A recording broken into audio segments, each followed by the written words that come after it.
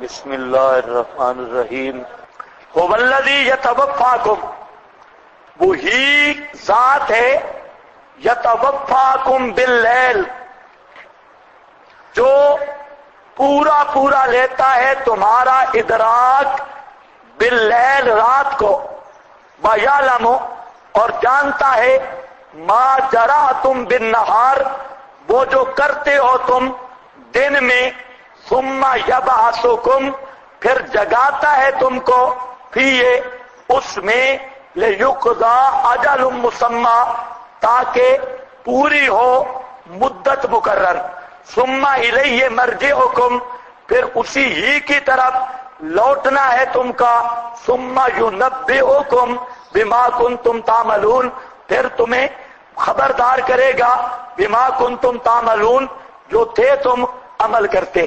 هو الذی سے اول امکان قیامت، یا قیامت کے امکان کو ذکر کیا گیا کہ اللہ نے ایک نمونہ دنیا میں بھی قیامت کا رکھا ہے، جب رات آتی ہے تو تم سو جاتے ہو، رات کو سوتے ہو یا نہیں سوتے، اور جو سویا ہوتا ہے وہ کل میت ہے، جو سویا ہوا ہے وہ کیا ہے، کل میت۔ آپ ذرا سونے والے کو دیکھ لو، اس بیچارے کو اپنے حال کا بھی پتہ نہیں ہے، جب تک نیند کی حالت میں ہے تو وہ ہے کل میت، اور صبح پھر اٹھ کھڑے ہوتے ہو۔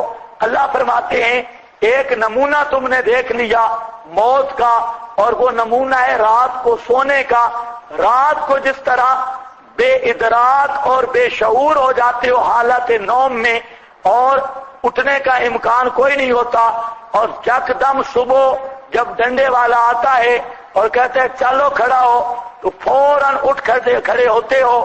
یہی نمونہ ہے قیامت کا، جب حقیقی موت آئے گی تو تم اسی طرح موت کی نیند سوئے ہوئے ہوگے، یہاں تک کہ آئے گا اسرافیل، ایک آوازہ لگائے گا، اور اذا ہم قیام ینظرون، سارے اس طرح کھڑے ہو جائیں گے جس طرح رات کے سوئے ہوئے صبح نماز پہ کھڑے ہو جاتے ہیں۔ کچھ سمجھ آئیے بات؟ یہ کیا نمونہ پیش کیا ہے قیامت کا۔ لوگ جو انکار کرتے تھے نا قیامت کیسے آئے گی، اللہ نے فرمایا ایک نمونہ نیند بھی ہے۔ یہ اس لیے کہتے ہیں النوم اخت الموت، النوم اخت اچھا ایمان سے بتاؤ، سویا ہوا آدمی کا ادراک رہتا ہے کہ نہیں رہتا؟ جی، سویا ہوا آدمی ان آنکھوں سے دیکھ رہا ہوتا ہے، ان کانوں سے سن رہا ہوتا ہے، ناک سے سونگھ رہا ہوتا ہے، ٹٹور رہا ہوتا ہے، اس وجود سے اس کا ادراک ہے یا نہیں؟ نہیں ہے نا، لیکن ایک ادراک ہے، ان وجود کا ادراک ختم ہے، اور عالم نوم کا ایک ادراک ہے۔ وجود کا ادراک نہیں، یہ آنکھیں نہیں دیکھ رہی، یہ کان نہیں سن رہے، ناک نہیں سونگھ رہا، اس زبان پہ اس کے حلوہ بھی رکھو، جب تک جاگے گا نہیں مٹھاس محسوس نہیں کرتا، جاگے گا تو مٹھاس محسوس کرے گا۔ اس کو جتنے خوشبوؤں ناک پہ رکھو، جب تک جاگے گا نہیں اس کو اس کا احساس نہیں ہوگا، اور جو بھی کرتے رہو۔ اچھا یہ بات آپ کے تجربے میں ہے یا نہیں؟ بولو بزرگوں، پکی بات ہے، لیکن ماسٹری پارٹی کہتی ہے کہ یہ بات بھی غلط ہے۔ وہ کہتے ہیں سوئے کو بھی ادراک ہوتا ہے، اس کا علاج تو یہ ہے کہ ان کے ایک دو مولوی کو ہمارے حوالے کر دو، ہم دیکھیں سوئے کو کیسے ادراک ہوتا ہے۔ کچھ سمجھ آئیے بات؟ اب یہ بدیہات کا انکار کرنا ظلم نہیں کہ سوئے ہوئے کو سب ادراک ہوتا ہے؟ جی کہتے ہیں آواز دو تو اٹھ نہیں پڑتا، اور گدھیو یہ آواز تو سبب ہے ایقاظ کا، ایقاظ جاگے گا تو سنے گا، اور جب تک بات تو ہے حالت نوم کی، حالت نوم میں نہیں سن سکتا، اور جب آواز پہنچی تو وہ سبب للایقاظ، وہ سبب ہے ایقاظ کا، اب جاگنے کے ساتھ سنے گا، یہ نہیں کہ سویا ہوا سنے گا۔ تو ماسٹر کہتا ہے نہیں یہ نیند والا بھی سنتا ہے، نیند والا کسی کو آواز ہو تو اٹھ نہیں پڑتا، تو سبحان اللہ، دلیل تو آئی ہے گدھے جہان کے، بدیہات کا انکار، اور پھر قرآن کا بھی انکار پڑھیں گے انشاءاللہ۔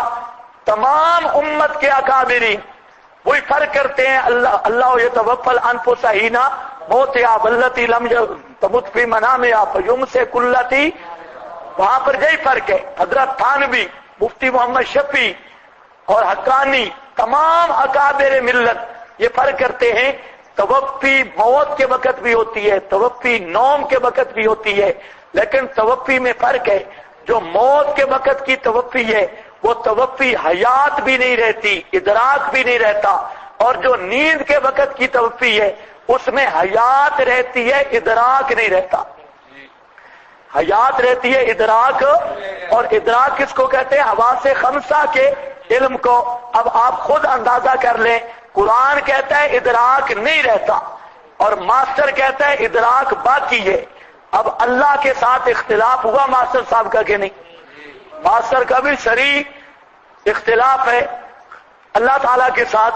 تو بہرحال اللہ ان لوگوں کو سمجھ عطا کرے. دیکھو خامخواہ ضد نہیں، جہاں جو دلیل اگر بن سکتی ہے بناؤ ٹھنڈے دل سے، ہم بھی غور کریں. اور جو خامخواہ کھینچا تانی ہے اس سے تو مسئلہ نہیں ثابت ہوتا. کوئی سمجھ گئے یا نہیں سمجھ گئے؟ ہاں جو کوئی دلیل ہے اس کو ثابت کرو. ایک روایت پڑھتے ہو الانبیاء واحیاء فی قبورہم، ہم کب کا مطالبہ کر رہے ہیں کہ کم از کم اس کی سند تو ثابت کر دو، کم از کم جو تمہارے بزرگوں نے بھی اصول لکھے تواتر تو ثابت کر دو. تو جی سجوتی نے کہا، فلانے نے کہا. اب ان کو یہ نہیں پتا تواتر کی تعریف کیا ہے. ہم کہتے ہیں تواتر کی کرو تعریف اور روایت پر کرو منطبق، ہم جھگڑا چھوڑیں. لیکن ادھر نہیں آئیں گے، ادھر شیطانیاں کریں گے. من صلی علیہ پر ہم کہتے ہیں اس کی سند ایک دکھاؤ جس میں حضرت مولانا محمد بن مروان نہیں کھڑا. نکالو. کہتے ہیں ابو شیخ کی سند ہے لیکن وہ کتاب امام غیب ساتھ لے گئی ہے، وہ کتاب نہیں مل رہی، کتاب الثواب. تو ہم کہتے ہیں جب تک وہ کتاب نہیں ملتی تو ہماری قرآن کی مان لو، اور جب کتاب آ گئی تو سوچ لیں گے. کتاب آئی تو انشاءاللہ تمہارا کام پورا ہو جائے گا. تو وہ کسی کا بکری کھا گئی، کسی کا امام لے گیا، تو بات تو جہاں کھڑی ہے. تو بہرحال یتوفاکم کا معنی کیا کہہ رہا ہوں؟ تمہارا ادراک لیتا ہے نیند کے وقت رات کو.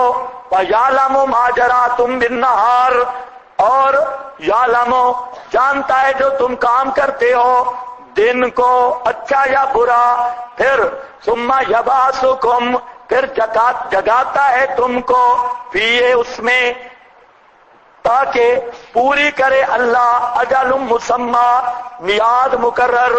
یہ جو رات کا سونا دن کا جاگنا اسی میں زندگی گزر رہی ہے. آپ تو خوش ہو رہے ہیں کہ آج رات بھی گزر گئی، آج دن بھی گزر گیا، لیکن ایک ایک سیکنڈ یہ عمر سے کاٹا جا رہا ہے. اور جو سو کر گزر گئی وہ زندگی میں نہیں. انسان ویسے سوچتا نہیں ہے. انسان کی جو ابتدائی 14 سال زندگی ہے، 14-15 سال، تو یہ لا ابالی زندگی ہے، اس میں کوئی پتہ نہیں، کھیل تماشا ہے. 14-15 سال کے بعد کی جو زندگی ہے وہ مستی کی زندگی ہے، اس میں بھی ہوش کوئی نہیں. اور یہ 40 سال کے قریب تک، اور 40 سال کے قریب اب کمزوری شروع ہو گئی اور بیماریاں شروع ہو گئی، اب پھر کمزوری ہے.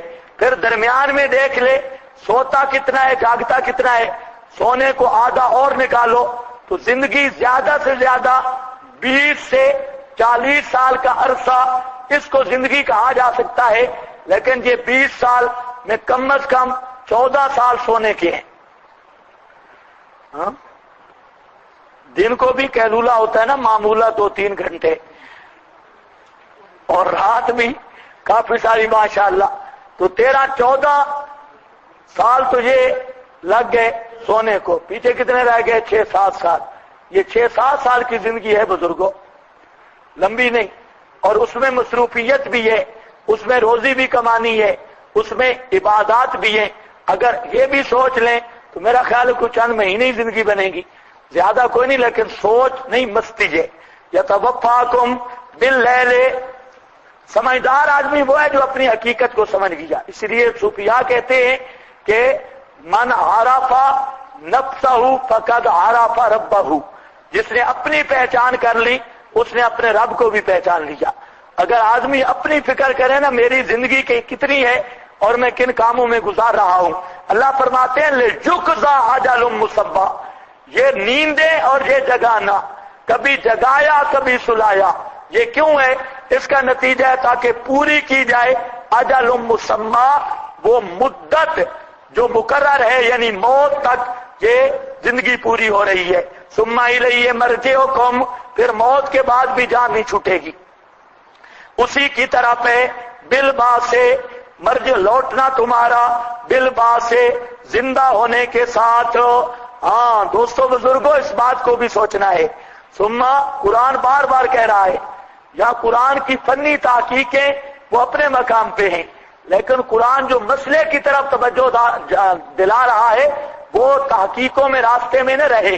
قرآن جی بار بار کہتا ہے ثم الیہ مرجعکم، وہاں پر اللہ کے سامنے جانا ہے اور اپنی زندگی سنوار کے جاؤ. وہاں پر جا کے پھر پچھتاوے ہوں گے اور پھر کوئی چیز کام نہیں آئے گی. اصل قرآن پڑھنے کا یہی مقصد ہے کہ اپنی زندگی سنوارنا، آخرت کو یاد کرنا، اور قرآن بار بار اس کی طرف توجہ دلا رہا ہے. خشک توحید بھی کام نہیں آئے گی جب تک کہ آخرت کی فکر نہ ہو اور اللہ کے دربار میں حاضری کی فکر نہ ہو. اور جس کو یہ مراقبہ مل گیا، سوچ لیا کہ اللہ کے دربار میں جانا ہے، وہ آدمی مزکا مطہر ہو گیا. کبھی نہیں ہو سکتا کہ اس کے ذمہ گناہ رہ جائیں. گناہ ہو سکتے ہیں جہالت یا غفلت کی وجہ سے، لیکن وہ کبھی بغیر توبہ کے نہیں رہ سکتا. اسی لیے یہ توحید کی برکت ہوتی ہے. اللہ مباحد آدمی کو جیسے توحید کی نعمت دیتا ہے، اسی طرح آخرت کی فکر بھی لگا دیتا ہے. تو جو توحیدی آدمی ہے عموماً اس کو موت نہیں آتی مگر توبہ پر. مرجعکم ثم ینبئکم بما کنتم تعملون، پھر تمہیں خبر دے گا کچھ برزخ میں اور پورا قیامت میں. کیا کہا نیچے لکھا ہے نا، کچھ برزخ میں اور پورا قیامت میں. بما کنتم تعملون،